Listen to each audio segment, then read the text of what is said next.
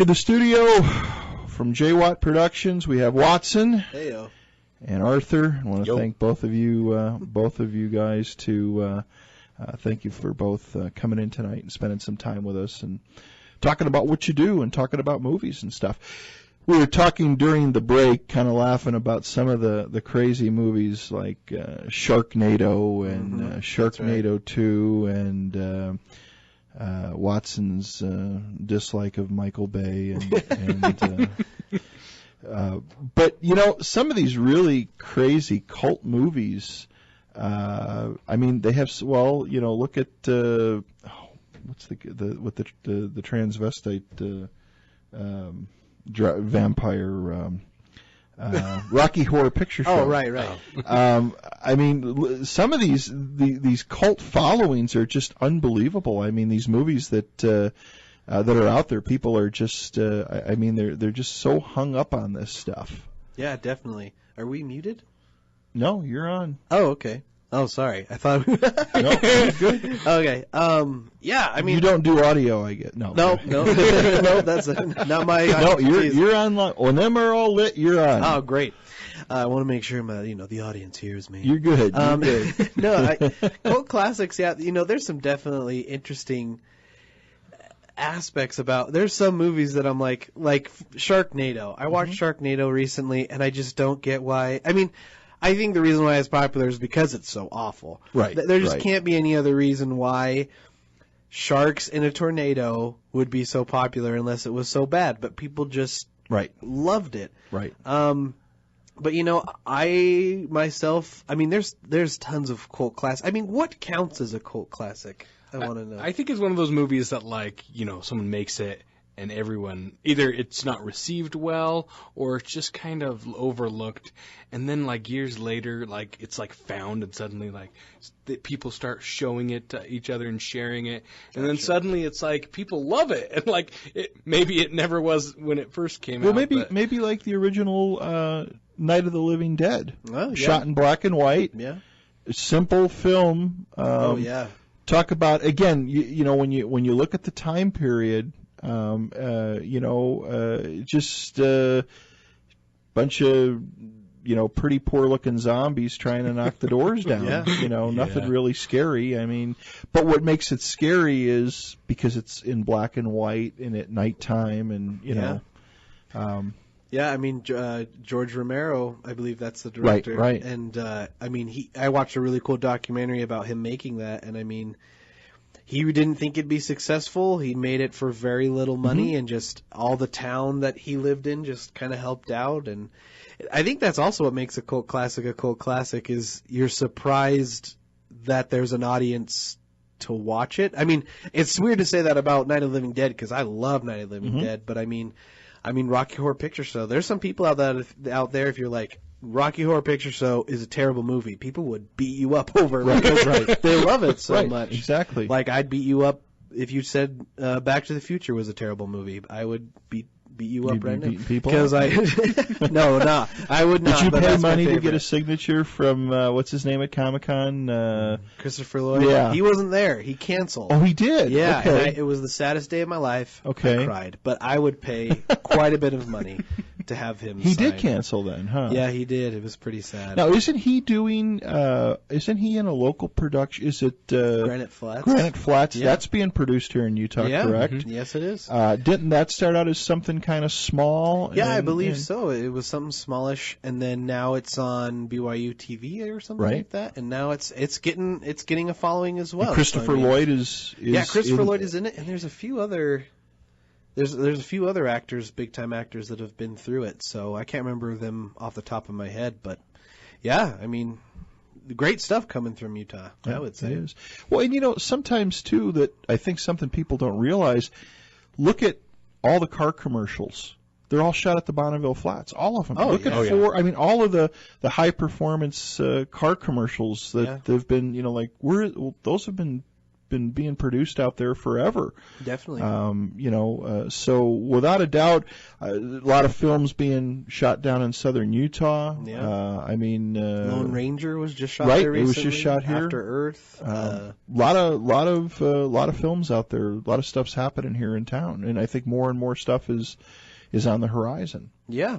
And some really cool, exciting news with J-Wat as far as that goes. We actually finished our first feature script, and that's going to be an interesting task. We've only done short films. We're not sure how much Arthur's going to be affiliated, but it just takes a lot of work. That's all I'm saying. It just takes, trying to make you feel bad.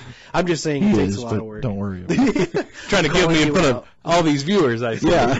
Yeah, if you could all text Arthur at... No, I'm just kidding. But no, we're actually going to go into making our own feature film and try and make it into something and put it in a bunch of stuff. So who knows? Maybe next time we swing by, we'll be big-time movie stars. Yeah. We don't know. Yeah. Couple questions that came in for you along the lines of that. One of the question is, has anyone in the Hollywood circles contacted you for any work or to do anything for them? I'm going to reveal a very embarrassing story for you all. Okay. One time I was contacted to be in High School Musical 3. I was in it. I regret it. Sorry, I shouldn't say I regret it because it was actually a pretty good experience as far as learning how things go and things work. But I'm in it, so if you want to watch for me at the very end, I'm in the very last number, dancing my little heart away. So cool. Yeah, I guess there hasn't been anyone huge that have asked us to. I've done a few PA work for a couple things. One time Robin Williams, so this is kind of a personal-ish story, but one time Robin Williams, he was here not too long ago, a year ago, and he did a stand-up type talk thing, and I got to meet him, and I told him about me being a local filmmaker, and it was such a good experience. Obviously, it's kind of a very personal thing to talk about, not just like me, it's just on a lot of people nowadays, but one of my biggest things that has pushed me throughout these last couple of years is, he kind of talked to me about continuing to do my dreams, and he said it's actually, the whole story is on our YouTube channel if you want to go take it out, because I could talk forever about it, but, we've done a lot of, little local things and a lot of stuff like that, but we've never had, Ron Howard call us up and say, hey, can you come help us make Apollo 13 Part 2 right, or anything like that. Not yet, but maybe soon. Right. No, that's really cool. Yeah. Another question is, have you considered appearing at other Comic-Cons throughout the United States? We talked about it a little. There you go. We talked about it. Yes. It would be really cool. We definitely want a little more of a following before we decide to kind of go around and about, because it does cost quite a bit of money. Yes. Denver Con would be actually pretty decent to go to, and we obviously would love to go to San Diego Comic-Con, but we probably wouldn't have a booth there.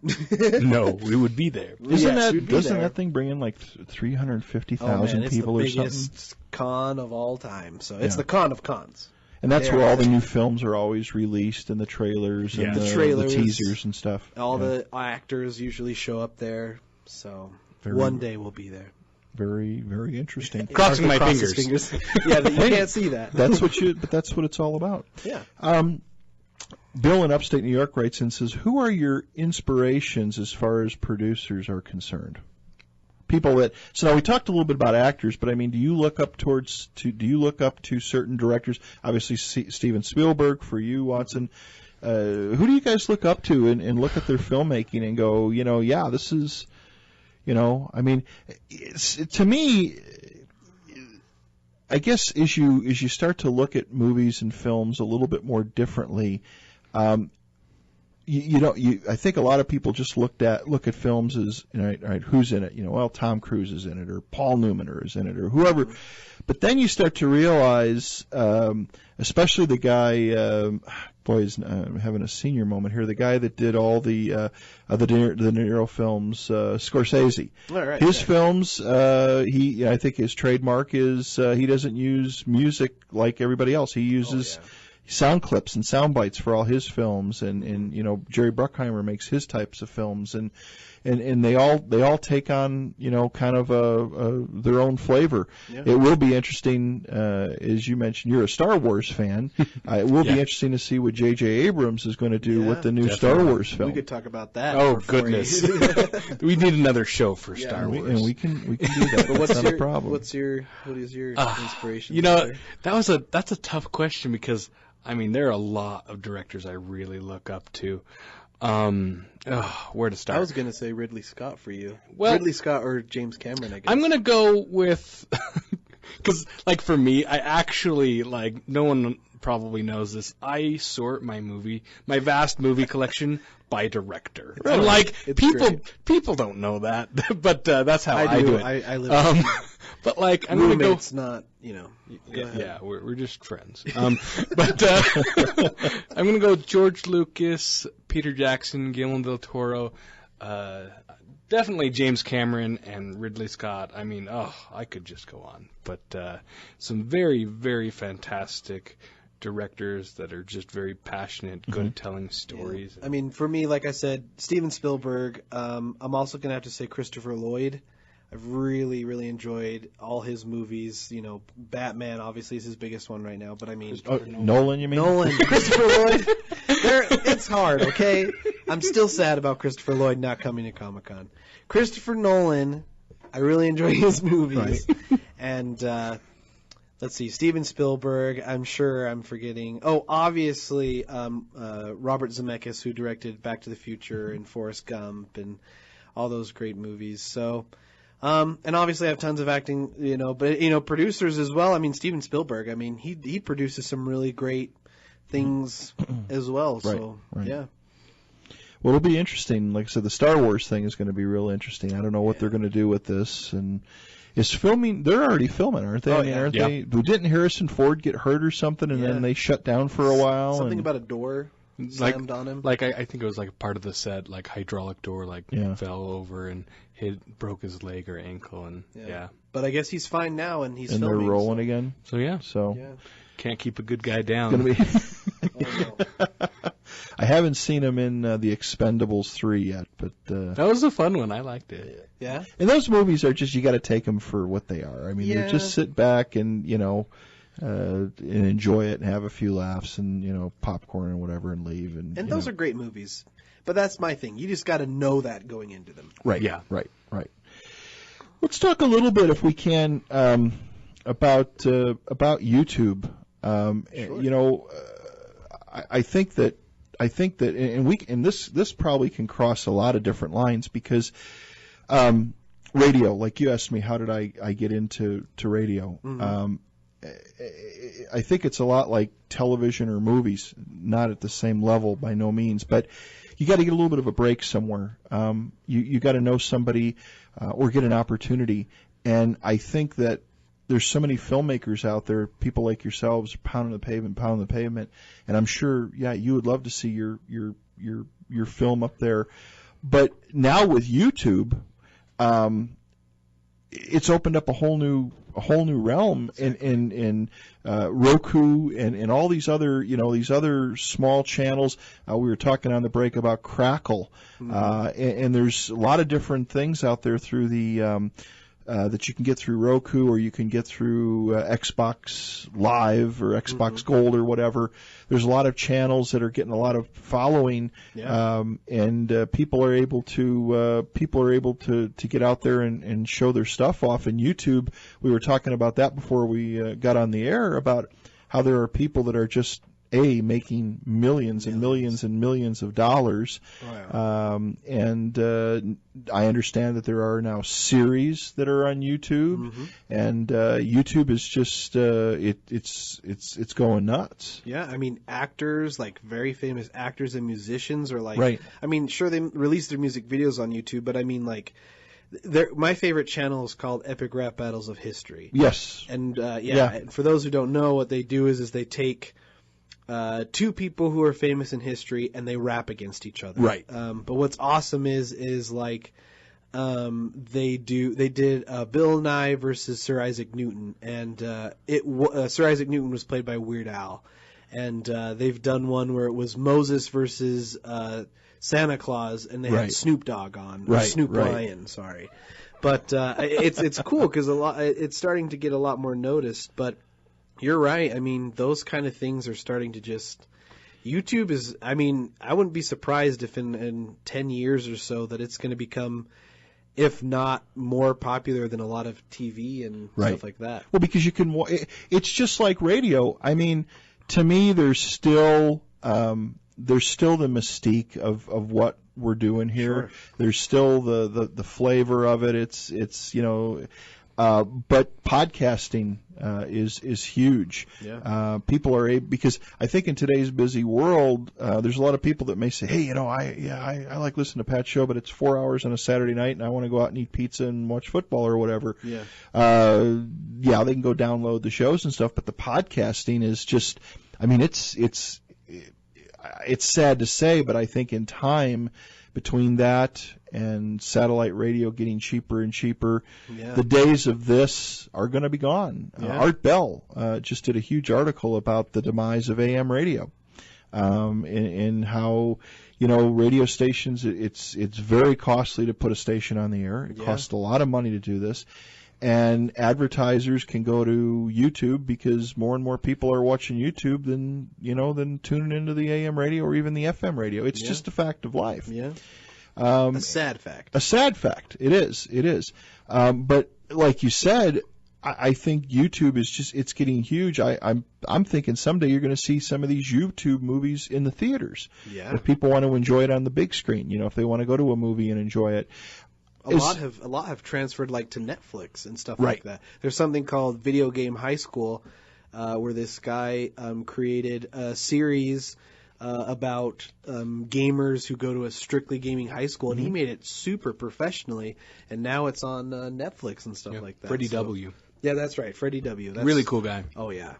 Well, and we were talking too a little bit before the show. I saw a documentary. I'll have to see if I can find it and put it on our Facebook about these guys that are just making YouTube millionaires. Mm-hmm. The guy that does the you were mentioning the one guy that does PewDiePie. Yeah, he does video game playthroughs. He just records himself playing video games, and to me, he's hilarious. But he has the #1 subscribers. He just passed 30 million subscribers, and he gets, like I said, 2 to 3 million hits on a video, and he does 2 or 3 videos a day. Yeah. And makes a lot of money. Yeah, a lot of people out there that are doing that. Mm-hmm. Marla Maples, another one. We had Sean Whalen on the show, and as I mentioned, Sean was in Twister, and he's been in several different. He's a character actor. He actually there's this new television sitcom. I think it's called Brooklyn something. It's about the 99. Yeah, he was. Great. He's been on there as kind of a crazy. Inmate a few times. Sweet. And we had Sean on the show, and he was talking. He actually coaches Marbles, Marla Marbles, whatever her name is. Jenna Marbles. Oh, that's nice. it. And because she's looking to branch out into different things, and again, talking about the money that she makes. The advertising revenue that's out there is just insane. Oh yeah, absolutely insane. But the greatest thing about it is any poor schmuck can. I mean, okay, I shouldn't say especially, but I know. I mean, I'm just saying. What's great about YouTube is that people can make that happen. I mean, Jenna Marbles just do things called vlogs, and vlogs have really started because of YouTube, and she just talks about certain things, stupid things. Yeah, I mean, really stupid. Yeah. I mean, like what hair means to. Why a girl's hair is a certain way, what it means, and like when girls laughs and stuff like that. And I mean, she's another one of those. She gets tons and tons of money and subscribers, and she gets really popular. So, well, everybody's they're looking at the different things. Yep. The cat video I told you about, the cat videos, cat jumping up on a door lever and opening the door, or the dog in the spider costume. One of my favorite videos is when they release. This shouldn't be a favorite video, but they release this tiny little bunny out into the wild, and they release him, and as soon as they release him, this huge hawk comes and gets really? him. Oh yeah, I love that be one. A favorite video, it's horrible. I like it. Yeah. Well, it's nature for you, right? You know, yeah. The circle of life. It's circle of life. Circle of life, exactly. But again, yeah, I mean that's it. It's just people are drawn to it, and there's so much variety on YouTube, and anybody can put a YouTube channel up and go out there and do their thing. Let's talk a little bit about equipment. There was we've on the Inception Radio Network. We've got a good friend, Bill and Eric, that are doing sky watching right now. Okay. And they're using high definition cameras, high definition CCD cameras, to film potential anomalies in the sky, UFOs. Awesome. They've got them set up. They're streaming into a DVR, and then they take the information on the DVR and they go through hours and hours of footage. We had them on the show a couple weeks ago. A real interesting conversation. Dedication. Yeah, totally dedicated. A lot of work. What type of stuff are you using? What type of cameras are you guys using to do your stuff? And do you need to spend tons of money, or can?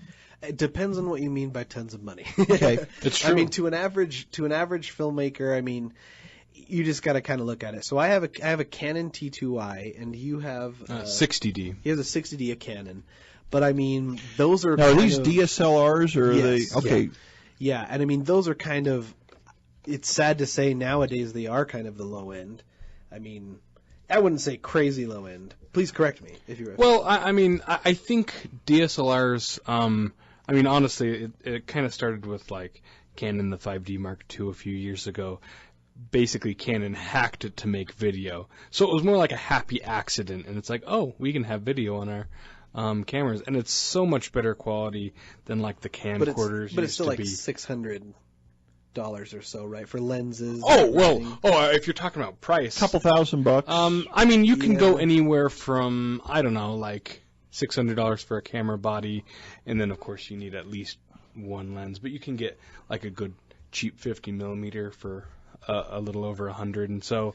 Yeah, that's what we're using for our camera equipment. But I mean, you can go any range up to the Red cameras, but that's like crazy. That's not exactly like a cheap Blackmagic solution, right? Yeah, but then for sound, we're using H4n.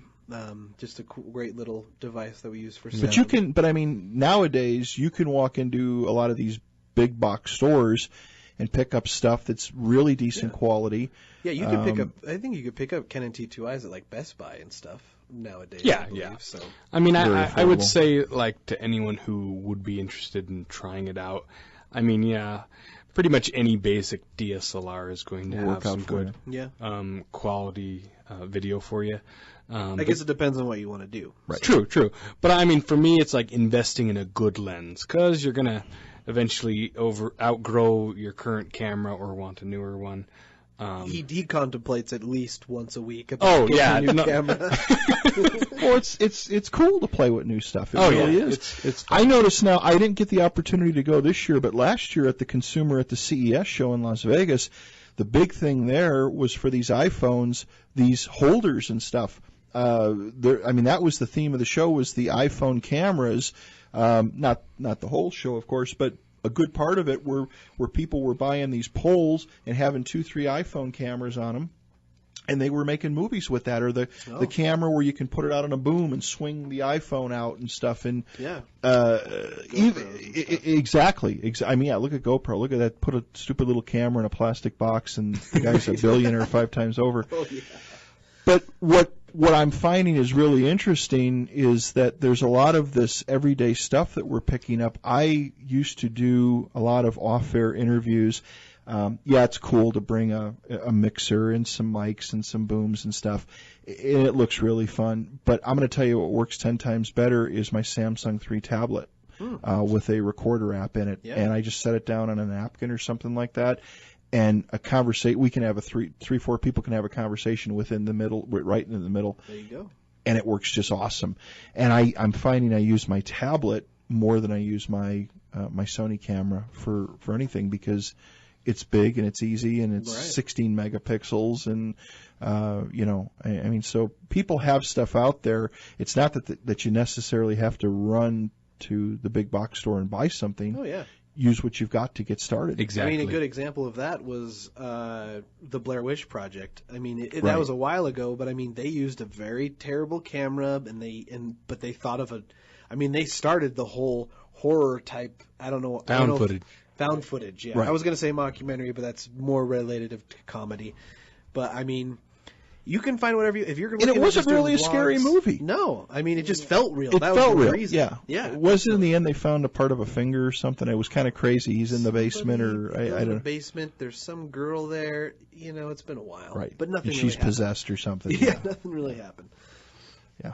Interesting. Really interesting stuff. Yeah. But people can start out with stuff that they have and use it Yeah. and have some fun. Yeah, I mean that's like we've mentioned. That's kind of what's been awesome with getting your start. And I mean the number one thing that I've always thought of is just starting. Like a lot of people are like, well, when I go into school or when I meet the right people, it's just like I've always learned if you want to do it, do it. Like Right. you may don't expect your first film to be $1 million, $1 million, that's nothing. $1 billion box office hit. That's not going to happen. You got to take time and you got to fail and you got to do things like that. So, I mean, if you can only afford like one of those little ones that normally take pictures, they still film in close to, 720 or even they do film in 720. Do it. I mean, that's have some just fun. Well, yeah, exactly. Yeah, I mean, you need a camera to make a movie. You don't need a great camera to make a movie. Yeah. I do think you need a tripod. Tripod's help. That's just me. What do you guys think about, at Comic-Con, the DSLRs and those big hoop things were all over the place, and Yeah. guys swinging them up in the air and getting the shots with them and stuff. That seemed to be a thing. We talked a little bit before we got on the air about paranormal stuff and ufology and what have you, and of course that's kind of where this show rooted out from, and still is. Do you guys get into paranormal stuff? You get into Definitely. filming UFOs and stuff like that? I wouldn't say as far as filming UFOs, but I actually ghost hunt quite regularly. Okay. And the sad thing about DSLRs is that they're not very good in low light. So especially in pure darkness, which is how you would like to normally do that kind of things. If we ever got access to some cheap thermal night vision cameras, which we probably there's no such thing as cheap thermal night vision cameras. I've looked, but I personally really enjoy ghost hunting, and I mean that's another thing with YouTube is there's a lot of cool videos of evidence and things like that. So, recently we did a really sweet ghost hunt that. I didn't put on J-Wat's channel, but that I put on my personal channel that we did. So, but it was mostly just audio clippings and things like that. Now, are you with a group, or are you kind of just doing it on your own? Or? I've tried, but it seems like the ones that are in a group already here are in their group, and not necessarily. So I just do it with friends that are willing, and I have a EMF reader, electromagnetic field detector that I bought, and I use that a lot. That has had some really cool success and things like that. So, yeah. But we never got really into... I'd love to film a sci-fi movie someday. I mean, that would be so cool. I mean, we love Alien and those kind of movies. So. The original Alien? Oh, yeah. I think that is by far the scariest movie I love that movie. that's out there. Yeah, if you want to get into video games... they're about to release a new video game called Alien Isolation, and it looks terrifying. It looks terrifying. So maybe if you're not too terrified, I can't play it. You mentioned you might get into video games. Right. That might be a good one, unless you're scared easy, because it's gonna scare you. Video games. That's the thing. They're even scarier than movies because you're the one that's in it. Right. And you can't just oh, it's a movie, it'll end soon. But it just keeps on going. Yeah. It keeps on going. Yeah. The graphics are unbelievable too. Oh, I mean, man. They're getting better too. Yeah.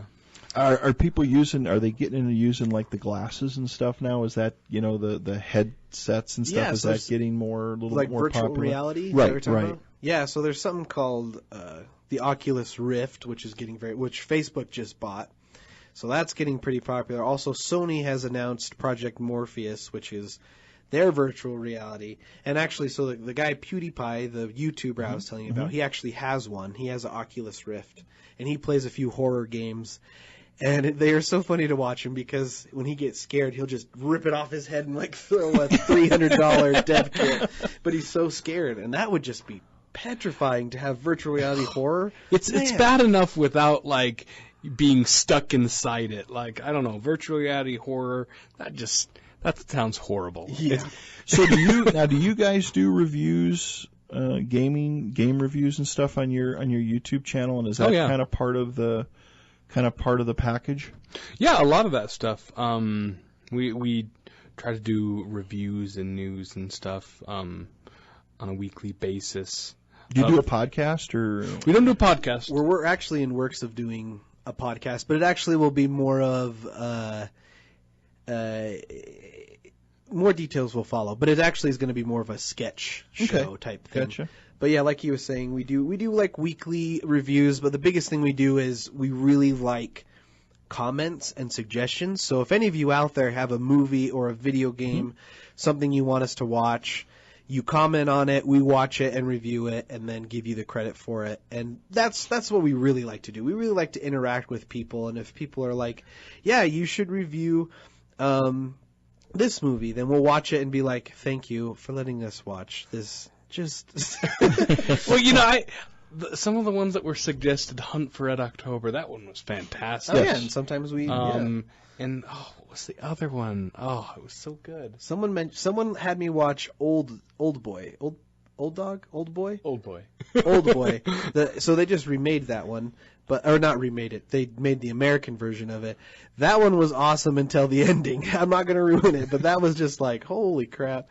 But so if anybody out there who has any cool movies that they want us to review, or bad ones, please. Especially bad ones. They're not bad. They're just misunderstood. You could say that.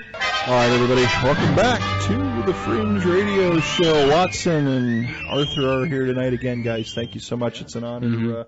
It's an honor having you here. I like that intro music. It sounded like we were in a Twilight Zone. Yeah, Lost in Space. Oh, Lost in Space. That wasn't too far off. No, you were close. There we go. Awesome. You were close. That's one they need to remake again. Yeah. They did a pretty poor job of that in '98, yes. And I remember liking it as a kid. It's been a while since I've seen it. Yeah, I remember liking a lot of things as a kid, then rewatching it, I'm like, ugh. Actually, it's on MeTV every Saturday night. Oh, cool. So when I get out of here at 10 o'clock, I stop and grab dinner on the way home, and I watch Lost in Space. Nice. Every Saturday night from 11 to 12. Right on. And if it's a bad episode, well, then, we turn on something else. Yeah. So we were talking a little bit about the paranormal research, and you do that, and while we were at commercial break, again, the UFO activity out here is pretty heavy. People are seeing a lot of things out here. What do you guys recommend? Like Bill and Eric have set up those cams where they're recording hours and hours and hours of high def footage, and then they're going through it. Every time people record a UFO, whatever it may be, I think the biggest problem everyone has, or that we see all the time, is people see something in the sky and then they zoom in all the way and it's a blob of lights, and that could be anything. What are some things that you would suggest for people if they do see something unique? If you're out doing a paranormal investigation, or if you're out and you see something in the sky that looks, what are some things? Yeah, you may not have that DSLR in your backpack, but what do you suggest even with these iPhones? These are some unbelievable, unbelievable camera, quality. I've recorded some great, some paranormal activity as far as voices and certain things just on my phone. And it's really hard to, film at night, but, there's been so many great clips and evidence on YouTube and stuff that come straight from phones and stuff like that. Mm-hmm. So, Arthur takes really good, I don't know if you can take the pictures though, and really quickly, because I know sometimes that, Arthur's really big into photography, and he's a great photographer as well. Thank you. When you're talking about phones, like obviously you got to have something with you, and if all you have is your phone, then Right. make do with what you've got. But like what you were talking about with the bad digital zoom, stay away from the digital zoom. Not all phones necessarily have. I mean, some cameras will have an indication of when it's starting to do the digital zoom, and all that's doing is it's not adding more detail, it's just making the detail bigger, and it does make it blockier. So, like, if you do have a camera, a good zoom lens, like, you know, whatever zoom lens you can get, like, you know, 1 to 300 millimeters or something like that. I mean, that's going to beat a digital zoom, you know, any day. Right. So... I guess it just depends on how serious you are about it. Like, sadly, that's kind of the thing. If you really want to get into it, it's probably a good idea to start saving up some money. Like those guys you were mentioning, I'm sure it took them a while to kind of. Well, they did, and they're really. I mean, what they did is they went out, and I'm going to get a setup like that. I actually bought a camera. They on Amazon you can pick up. Samsung has these high def, no lens, but it's a high def. Security cameras, what they are. And what these guys have done is they've set them up out in the yards with a lens on tripods, and then they bring them into they're now using a DVR because Bill, one of our good listeners, and he's been on the show and good friend of mine, he actually has 2 cameras, and I believe he's going to 4, if I'm not mistaken, to be able to go ahead and grab, you know, all at one time. I think these guys are eventually talking about 8 cameras, and even looking to put them in enclosures so they can pretty much stay out all the time. Nice. So, but yeah, they're really dedicated to it, and they're learning, and they're using they're actually creating with a very simple setup. You can pick up a little device. I can't think of the name of the device. It escapes me now. But it'll actually take your video signal, and they're like $20 on Amazon, and it converts it over to a USB port, and then that plugs into the computer, and then you can just generate an MP4 film and go through it. And that's just a real basic setup. Yeah. Or plug it into a TV and you know, flip between Star Wars and the outside camera. Nice. And these guys have really caught a lot of interesting stuff. Oh, cool. We guests that we had on the show, and I've mentioned him many times, is a guy by the name of Wilbur Allen. Wilbur Allen worked for ABC. It was the Air Force One correspondent with the White House for ABC for years. Oh, okay. And he uses one of these, I can't think of the name of the camera, you would probably know, EasyCap. Bill just sent me a message. EasyCap is the little device that the camera goes into and then into the PC. Thank you, Billy.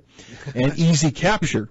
Nice. Anyway, Wilbur uses one of these Nikons. They're huge. I think they're about $6,000, $8,000. Jeez. Goes out, sets these up, and shoots literally hundreds and hundreds of thousands of frames. And what he found, he's got a website called UFO DC, and what he finds is that people a lot of times say, well, I thought I saw something. Well, when he shoots all these tens of thousands of shots, and breaks them into individual pictures, a lot of these things go by so quickly you don't even see them. Oh. I mean, you know, the speed, the light strands, and so it's the dissection. You know, it takes time to dissect these films, but that's what they're doing. And they're really a couple dedicated guys, and it was a great educational show, and we learned a lot. And that's great. I'm going to go ahead and set up my stuff, and I'm going to start just with one camera and get going. You know. Yeah, definitely. It's something that. One thing that really bugs me, though, and what short filmmakers do is there seems to be this trend also on YouTube. There's some good evidence, and then there's people that try and make these fake evidence, hoaxers. Right. And it's a sad, to me, it feels like it's just a waste of talent. Like there's a video going around I've seen on Facebook. It's a UFO chasing thing. And it's just like, to a trained eye, one who's been with editing forever, you're just like, that's fake. Like, I know, I've seen it, I know it. But it's sad because it gets all these people really excited, and I think that's the thing. It's well with ghost hunting. You need to go in there with the mind of, I want to prove this right. Right. But at the same time, I can't take everything as evidence. Right. And I need to make sure, and it just sucks that there's people out there that just get a joy of these hoax. And a lot of it is because they want to make money off YouTube. Right. And, it's just a sad thing. If some of them took the amount of time it took to create the hoax film and put it into something realistic, right. I mean, it would be an amazing piece of work, that would come out of it. What do you guys got on the future? What's going on for you guys? I mean, if you can share with us what's happening, and you have any funding things going on right now? Well, so right now, this Wednesday, actually, if anyone's here in the Utah area, if you want to jump onto our Facebook, we have a really awesome opportunity. We're helping a YouTuber who's actually a pretty big famous, over 100, almost 200,000 subscribers and 6 million views on YouTube. And he's doing a short film. He's doing a comedy rap video. It's for everybody. If you want to be a part of that, jump on our Facebook and find out the details.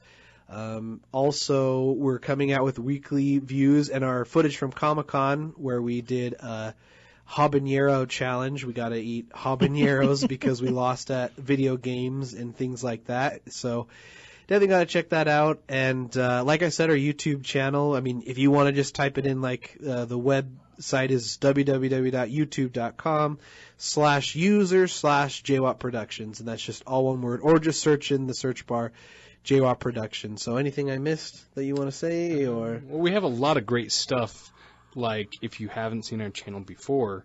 So definitely you should take a look at some of our older stuff, I would say. Yeah, don't just go on there and just kind of be like, oh, there's their front page. Search some really cool. We have some good playlists. If you like comedy, we got a comedy playlist. You like horror, we got a horror playlist. If you just want to look at some really cool cosplays, we have some really cool cosplay interviews and things like that. So and comment and let us know what you'd like to see. And Arthur would like to thank his mom. I'd like to thank my mom. Thank you.